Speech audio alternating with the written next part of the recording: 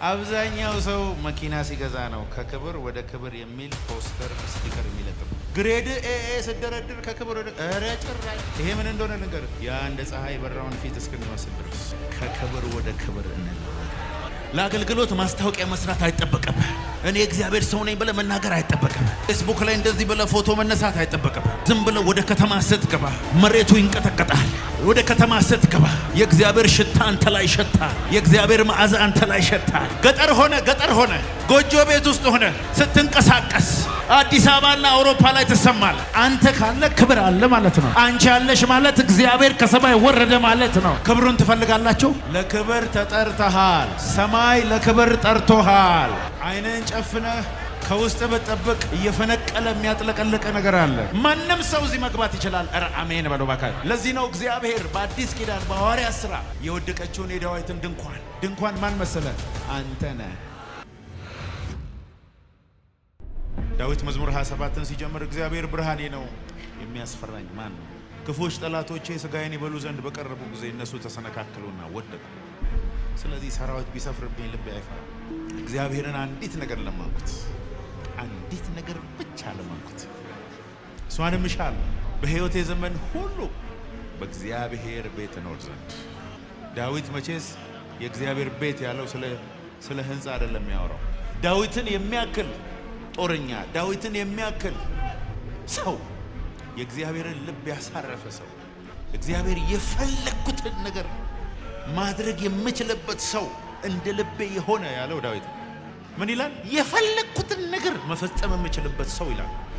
ሄዳችሁ አምሮ ዳዊት ነው። ዳዊት ፎርማል ኤዱኬሽን የለውም። ትምህርት ቤት አልሄደም። መጽሐፍ ማንበብ መቻሉን እግዚአብሔር ያውቃል። ዳዊት ያለው በረባሶ ነው፣ ሽልጦ ነው እና አንድ ክራር ነው። አለቀ። በግበግ ነው የሚለው። የሰማይ መላእክቶች ሁሉ ያውቁታል። የእግዚአብሔርን አቴንሽን ሙሉ በሙሉ የወሰደ ሰው ነው። ትንሽ ልጅ ነው፣ ወጣት ልጅ ነው። አንድም ጊዜ እግዚአብሔርን ንጉሥ አድርገኝ ብሎ ጸልዮ ያውቃል? እግዚአብሔር ሆይ ጦረኛ አድርገኝ እስቲ ጀግና ልሆን ብሎ ያውቃል? ከበግረኝነት መሮኛል አውጣኝ እስቲ ሕይወቴን ቀይር ሰው አድርገኝ ብሎ ያውቃል? ዳዊት አንድ ነገር ብቻ ነው የሚያደርገው፣ ክራሩን መታ መታ ያደርጋል። እግዚአብሔር ሆይ ራብከኝ፣ ተጠማው፣ ፈለግኩ፣ ክብርን አሳየኝ። ደከም ያለ ሲመስለው ነፍሴ ሆይ እግዚአብሔርን ባርኬ፣ አጥንቶቼም የተቀደሰ ስሙን ባርኩ። ምስጋናውን አትርሺ፣ ውለታውን አትርሺ።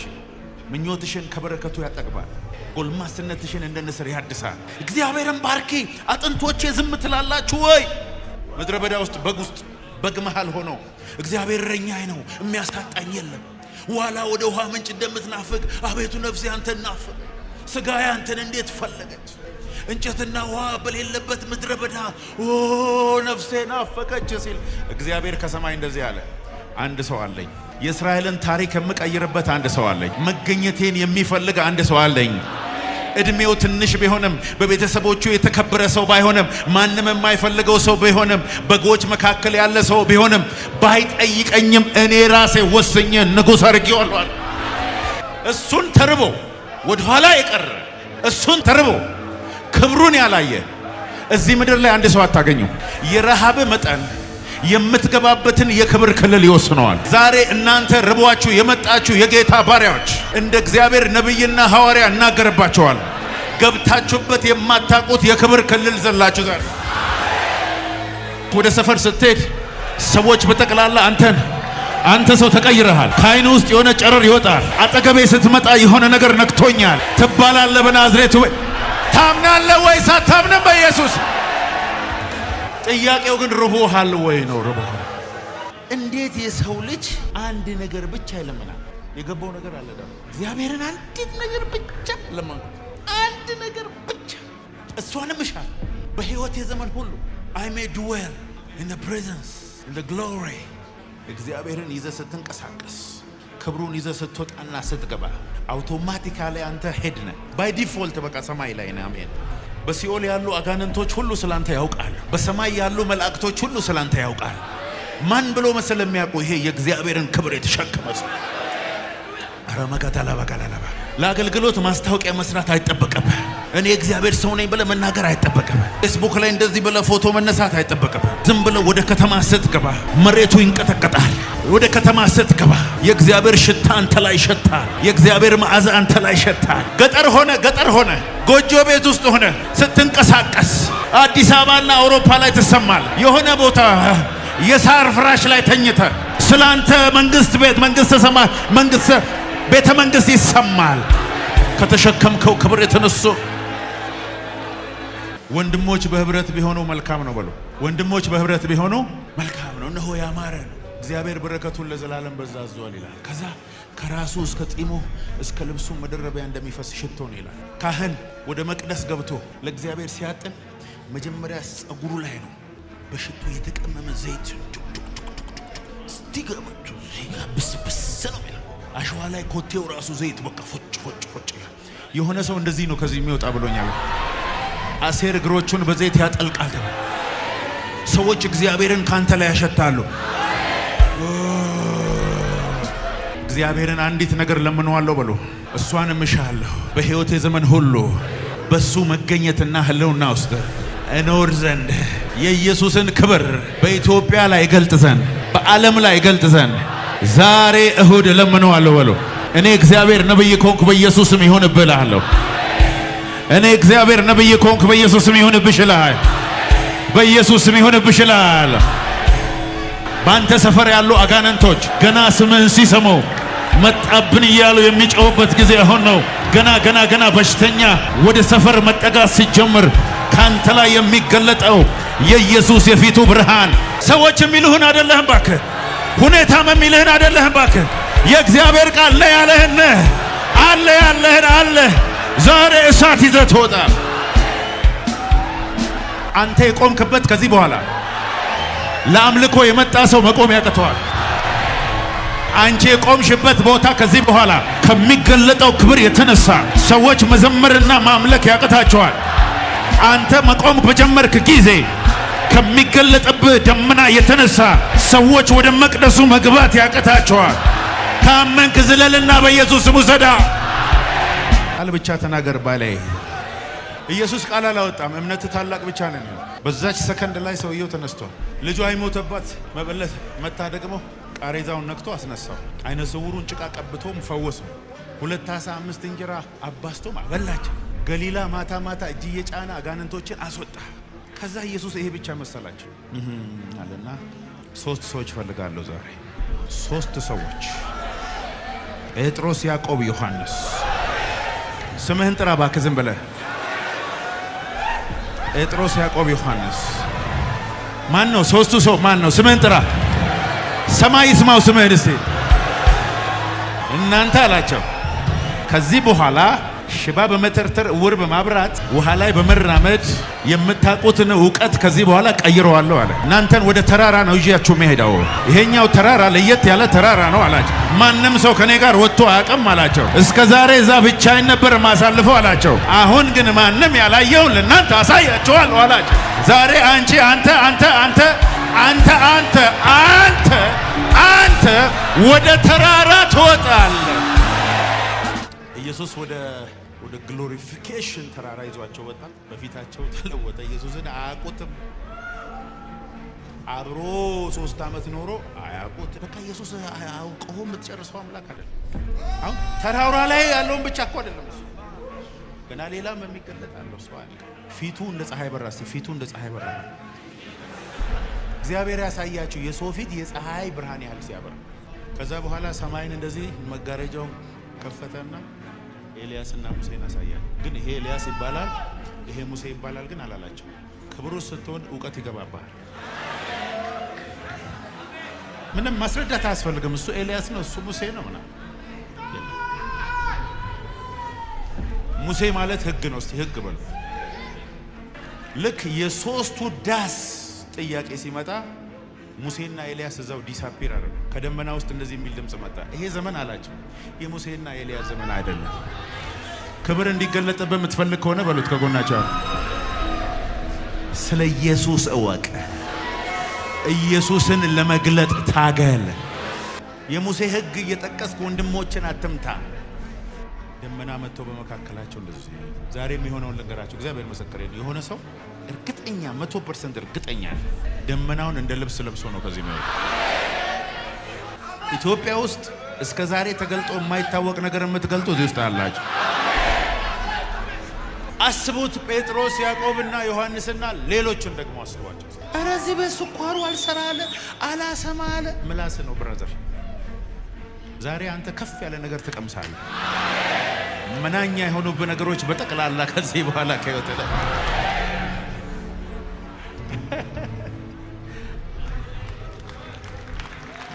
ካን ያስነሳ። አሜን አሜን አሜን አሜን። ዕውር ያበራ ክብሩን እየገለጠ ኢትዮጵያ ላይ የሚገለጥበት ሰዓት ቅልጥም እያደረገ ሰውን በጠቅላላ ምን ትሰራለህ እዚህ ወደ ሜዳ ሄድና ቃል ተካፈል ይላል። እንደዚህ አይነት ቅባት የሚገለጥባቸው እዚህ አዳራሽ ውስጥ አሜን አትሉ? ለብዙ ዘመን በኢትዮጵያ ምድር ሲነገር የነበረውን በአይናችን የሚያሳዩን እዚህ አዳራሽ ውስጥ አለው። እኔ ነኝ ያለ ብቻ አሜን ብሎ በኢየሱስ ስም ይወስዳል። ለኢትዮጵያ መፍትሄ የእግዚአብሔር ክብር ነው በሉት። ከጎናቸው ያለውን ሰው ለኢትዮጵያ መፍትሄ እግዚአብሔር ክብር ነው። አሜን አሜን አሜን አሜን አሜን። ያ ክብር ደግሞ በማን ነው የሚገለጠው? ከዛሬ ጀምሮ የኢየሱስን ፊት በእኔ ላይ ታያለ። የዛሬ 15 ዓመት አካባቢ ሌሊቱን በሙሉ መስፈሪ ይሄ ሰውዬ ላይ ያለው ቅባት እንዲያገኝ ይጸልያል። ምንጣፉን እንደዚህ በጥርሴ ነክሼ አይኔ ቀልቶ ስራ ገባሁ። ጓደኞቼ ሁሉ ምን ሆነ አለ። ምንም ያልሆንኩት ነገር የለም። በቃ ሁሉ ነገር ልክ አለ። ምንም ያጣሁት እኮ ነገር የለም። ክብር ነው ያጣሁ። አሪ ኦኬ አሉኝ። አም ኖት ኦኬ። ምሳ አስጠላኝ፣ ምግብ አስጠላኝ፣ ሰውም አስጠላኝ። እግዚአብሔር ዘመን ሰጠኝ። ከአንድ ወንድሜ ጋር የመስፍኔ ዘመድ ነው። ከሱ ወንድሜ ጋር እዚህ ሰው ጋር ሄደን ሮድኒ ሃዋርድ ብራውን ይላል እና እዚህ ሰው ጋር ሄድኩኝ። ከኢትዮጵያ ነው የመጣሁት ስለው መድረክ ላይ ናና ህዝቡን ሰላም በላለኝ። ከዛ በኋላ መድረክ ላይ ወጥቼ ልክ ማይክ ሲሰጠኝ ከኋላ ነካኝ። እዚህ ጋር መታኝ ማለት እስከሱ ድረስ አስታውሳለሁ። በኋላ ራሴን ያገኘሁት ህዝብ መሃል ቁጭ ብዬ ነው። ማን ያመጣኝ ያልኳቸው። ለካ ሲነካኝ እኔ ቪዲዮን ሳየው ወዲያው ጠብ ብያለሁ። ከዛ ስነሳ ግን ሰውነቴ ሁሉ እንደ ላባ ቀለለኝ። ብጠርገው ላለማልቀስ በሞክር ያላደረኩት ነገር የለም። ሌሊቱን በሙሉ ዝም ብሎ ይፈሳል እዛ ቸርች። ከዛ በኋላ ጌታ ረድቶኝ የዛሬ 2 ዓመት እዚህ አምጥቼው ነበረ። ብዙ ሰው ግን አልገባውም። የሆነ ወፍራም ፍረንጅ መሰላችሁ ሰውየው ላይ ያለው 68 ሚሊዮን ሰዎችን ኖ አሁንማ 70 ምናምን ሚሊዮን ደርሷል። 70 ምናምን ሚሊዮን ሰዎችን ወደ ጌታ አምጥቷል። አንድ ጊዜ ከባለቤቱ ጋር ስቴዲየም ሊገቡ ለምነው ስቴዲየም አስገባቸው። አይፈልግም እሱ እና እንዲህ ሲያልፍ ስቴዲየሙ ግማሽ ዝም ብሎ ትር እያለ ይወድቃል። ዙም አድርገው ሲያዩ ሰውየው ነው። ይሄ ሰውዬ አበዛው። አሁንስ ቸርች ውስጥም ይጥላል። አሁን ደግሞ መጥቶ ስቴዲየም ምናምን ተባለ ማለት ነው። ስቴዲየም እንዳይገባ ተከልክሏል። ወክ እንዳያደርግ ሰው ጠብ ድፍድፍ ቅባት ተሸክሞ ነው የሚሄደው። ዛሬ ማምነውን አንድ ሰው ልንገርህ። እንትና በዚህ ያለፈ እንዴ ምን ነው ሲባል ሰው ልብ ብሎ ወድቆ እያለቀሰ ነው። የሰው መውደቅ አይደለም እኛ የምንፈልገው፣ የሰው የልቡ መቀየር ነው የምንፈልገው። አብዛኛው ሰው መኪና ሲገዛ ነው ከክብር ወደ ክብር የሚል ፖስተር ስቲከር የሚለጥፍ። ግሬድ ኤ ስደረድር ከክብር ወደ ኧረ ጭራሽ ይሄ ምን እንደሆነ ልንገርህ። ያ እንደ ፀሐይ የበራውን ፊት እስክንመስል ድረስ ከክብር ወደ ክብር እንለወጥ። ጌታ ሆይ መናፍስትን በመለየት ቅባት የሆነን ሰው አሁን እንድትቀባ ጸልያለሁ። አጋንንትን የማስወጣት ቅባት በአንድ ሰው ላይ በኢየሱስ ስም ይውደቅበት። በጌታ በኢየሱስ ክርስቶስ ስም ገና ስሙን መጥራት ሲጀመር መናፍስቶች እየተቀጠቀጡ እየጮሁ ከሰው ውስጥ የሚወጡበት ቅባት ይውደቅበት። እንደ ማንኛውም ሰው ወጥተህ እንድትገባ እግዚአብሔር አልጠራህም። አንተ ካለ ክብር አለ ማለት ነው። አንቺ ያለሽ ማለት እግዚአብሔር ከሰማይ ወረደ ማለት ነው። ሻባጋታ ለባራዳባ ክብሩን ትፈልጋላችሁ? ቀባ ልጆችን ጌታ ሆይ ኢትዮጵያን የሚያሳርፉ ቀባ፣ ጥላቻን የሚያጠፉ ቀባ፣ ቡድንተኝነትን የሚያጠፉ ቀባ፣ አጋንንትን የሚያባርሩ ቀባ፣ ሙታን የሚያስነሱ አሁን ቀባ፣ የኢትዮጵያን ፌስ የሚቀይሩ ቀባ፣ ክብርን የሚገልጡትን ቀባ፣ ፊትህን የናፈቁትን ቀባ። ኢየሱስ ጌታ ነው። እናመሰግንሃለን የናዝሬቱ ኢየሱስ። ክብር ላንተ ይሁን፣ ክብር ላንተ ይሁን፣ ክብር ላንተ ይሁን። ለክብር ተጠርተሃል፣ ለክብር ተጠርተሃል። ሰማይ ለክብር ጠርቶሃል። አይንን ጨፍነህ ከውስጥ በጠብቅ እየፈነቀለ የሚያጥለቀለቀ ነገር አለ። ኢየሱስ ጌታ ነው። ለጌታ ክብር እናጨበጭባለን። የእግዚአብሔር ክብር የተገለጠ ህልውናው ማለት ነው። ማኒፌስትድ ፕሬዘንስ ማለት ነው። the glory of God። ከዚህ በኋላ በሉት የተገለጠ ህልውናውን ይዘህ ትንቀሳቀሳለህ በሉት። ዳዊት ንጉሥ ከሆነ በኋላ ጦርነቱን ሁሉ ካሸነፈ በኋላ 12ቱን የእስራኤል ነገድ ዩኒፋይ ካረገ በኋላ መጋዘኑ በወርቅ ከተሞላ በኋላ በወይን በሮማን በተጠፈጠፈ ዘቢብ በሚፈልገው ነገር ሁሉ ከተሟላለት በኋላ ዙፋኑ ላይ ቁጭ ብሎ መርካት አቃተ። እኔ እግዚአብሔር ሆይ ይሄንን አይደለም የምፈልገው መገኘትህን ነው። እኔ የምፈልገው ታቦቱን ነው። እባካችሁ ታቦቱ የት ነው ብሎ ሲያስጠይቅ አንድ ፍልስጤማዊ ቤት አቧራ ጠጥቶ ቁጭ ብሏል። አስመጡልኝ ቶሎ አለ እና ንቀውታል። ታቦቱን አንስቶ እንስሳ ላይ ሊጭን ሲል እዛው አደረቀው። እዛ ዳዊት እንደዚህ ያለ ኦ ጌታ ተቆጥቷል ማለት ነው። ይቅርብኝ እንዳይገባ ታቦቱ አዲባራ ገሉ ሰደዋል። ቢገለኝ ይግደለኝ እኔ ወስደዋለሁ። እንደ እግዚአብሔር ቃል አያያዙን አውቆ ቤቱ ሲያስገባ ባረከው እና ዳዊት ገባው። አሃ ያንን ገሎ ይሄንን የባረከው የሆነ ሚስጥር መኖር አለበት ብሎ ካህናቶቹን ጠርቶ እንዴት እንደሚያዝ አያያዙን ካጠና በኋላ 4000 ነቢያት ሙዚቃ መሳሪያ ያዙ ሰዎችን አዘጋጅቶ ድንኳን ሰርቶ ወደ ኢየሩሳሌም አስገባው። ሲያስገባ ግን ልብሱን አውልቆ እያሸበሸበ ራሜን በሎ ባካሽ ራቁቱን ሆኖ የእስራኤል ንጉሥ እኔ ሳልሆን ታቦቱ ነዋል መገኘቱ ነዋል። አሜን በል በጌታ በኢየሱስ። ወደ ሙሴ ድንኳን ነው ማስገባት ያለበት። ካህናቱ ያሉት እዛ ናቸው። ስርዓቱ ያለበት እዛ ነው። እዛ ውስጥ መግባት ያለበት ደግሞ አይሁድ ብቻ ነው። ዳዊት ግን ከገደለ ይግደለኝ ሌላ ድንኳን እሰራለሁ አለ። እዚህኛው ድንኳን ውስጥ ግን አለ መዝሙር አይቋረጥም አለ፣ አምልኮ አይቋረጥም አለ፣ ክብር አይቋረጥም አለ፣ ትንቢት አይቋረጥም አለ። አሕዛብም መግባት ትችላላችሁ አለ። ማንም ሰው እዚህ መግባት ይችላል። ኧረ አሜን በለው ባካ። ለዚህ ነው እግዚአብሔር በአዲስ ኪዳን በሐዋርያት ሥራ የወደቀችውን የዳዊትን ድንኳን ማን መሰለ? አንተ ነህ። እስቲ እኔ ነኝ በል እባክህ። አንተ የእግዚአብሔር ማደሪያ ነህ። ከዚህ በኋላ አንተ የሄድክበት ቦታ ሁሉ ብርሃን ይዞ ነው የምትሄደው። እንደዚህ ኧረ አሜን በል በኢየሱስ ክርስቶስ። በዞርኩበት ሀገር ባገለገልኩበት ሀገር ሁሉ የገባኝ አንድ ነገር ልንገራችሁ። የእግዚአብሔር ፕሬዘንስ ካንተ ጋር ካለ ሰዎች ያለ ምክንያት ይወደዋል። በሮች ዝም ብሎ ይከፈቱልሃል። ሰዎች ደጋግሞ ይጠሩሃል። አንዴ ካገኙ ካንተ ጋር መለየት ያቅታቸዋል። እግዚአብሔር ሆይ ዛሬ ይሄ ቅባት አንድ ሰው ላይ በኃይል ይውደቅበት። አንተ ሰፈርና አንተ ህይወት ላይ ታሪክ ካልተቀየረ እኔ እግዚአብሔር ነብይ አይደለሁ። በገባህበት ሁሉ ክብር ይገለጣል። ጌታን ተቀበል አትቀበል ሮሜ 8 ምናምን የለም። አንተ ትቆማለህ። ይመጡና እንደዚህ ይሏል፣ እኔ እናንተ መሆን እፈልጋለሁ። አንተ ወደ ህይወቴ ከመጣ በኋላ የሆነ ነገር ተለወጠ። አንተን ካየው በኋላ ዝም ብሎ አልቅስ ይለኛል። ተንበርክኬ ላንተ ጌታ ክብር እሰጣለሁ ይለዋል። ይሄ ዘመን የክብር ክልል ዘመን ነው። ወደ ክብር ቦታ ቀይራል። አንተን ፍለጋ ሲመጣ ጠላት የለህም። የት ሄደ? ያው ላይደረስበት ወጣ፣ ላይደረስበት ሄደ። በቤቴ ትልቅ የምስጋና በዓል ስላለ አንተን ቀድሜ ጠርቻለሁ። የምስጋናው ርዕስ እንደዚህ የሚል ነው። እግዚአብሔር ታላቅ ነገር አደረገለት። እግዚአብሔር ባረካው። እግዚአብሔር በሮችን ከፈተለት። የመከራውን ዘመን ሁሉ አስረሳው። ቅባት ጨመረበት፣ ክብር ጨመረበት፣ ኃይል ጨመረበት። በአንተ ቤት ይሄ በ18 ይሁን። እስቲ ጉባኤው ብቻ እንዲዘመር ፈልጋለሁ። ጉባኤው ብቻ መንፈስ ከላይ ሲያገኘኝ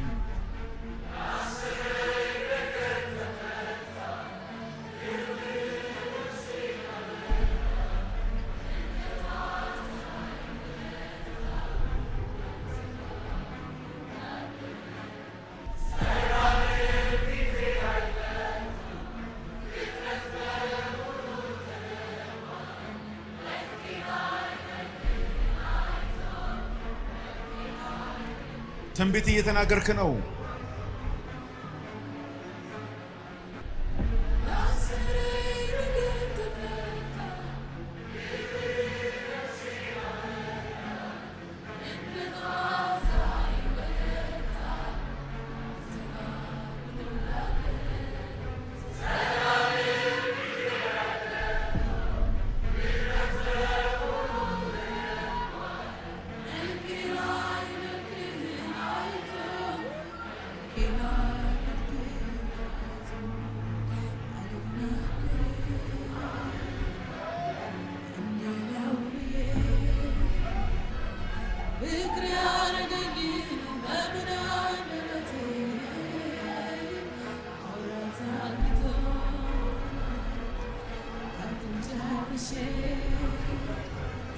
መግለጽ አልቻልኩም በምንም ምላሴ አንተን በመውደድ ሸፍታ ነፍሴ አንተን አንተን ይላል ልቤ አንተን አንተን ይላል ልቤ አንተን አንተን ይላል ልቤ። እስቲ ጉባኤው መንፈስ ከላይ ሲያገኘኝ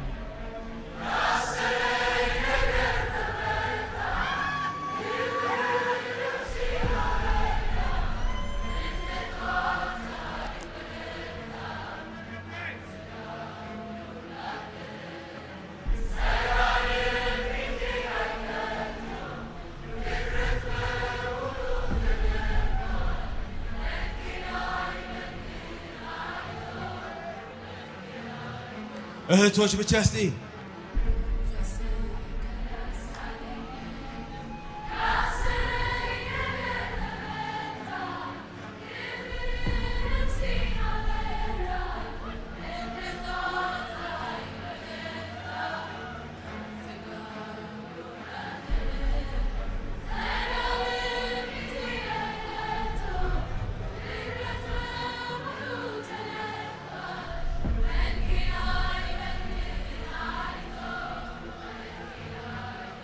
ወንድሞች እስቲ